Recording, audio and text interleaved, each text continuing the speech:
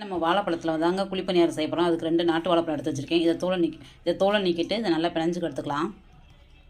வாழைப்பழத்தை நல்லா ஸ்பூனை வச்சு நல்லா பிசைஞ்சுக்குருவோம். கட்டிப்படாமல் நல்லா பிசைஞ்சுக்கணும். ரவை 1/2 கப் அளவு போட்டுக்கலாம். பச்சரிசி மாவு 1/2 கப் அளவு போட்டுக்கலாம். கோதுமை மாவு 1/2 கப் அளவு போட்டுக்கலாம். உப்பு 1/2 ஸ்பூன் அளவு போட்டுக்கலாம்.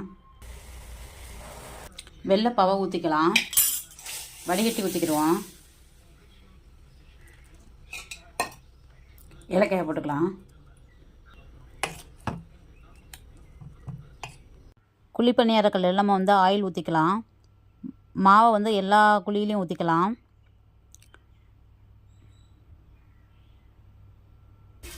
ஈவனாக எல்லா 2 பக்கமும் திருப்பி விட்டுக்குருவோம். நம்மளுக்கு சூப்பரான வாழைப்பழ குழிப்பணியாரம் ரெடி ஆயிடுச்சு. இந்த வீடியோ பிடிச்சிருந்தா லைக் பண்ணுங்கள், ஷேர் பண்ணுங்கள், சப்ஸ்கிரைப் பண்ணுங்கள்.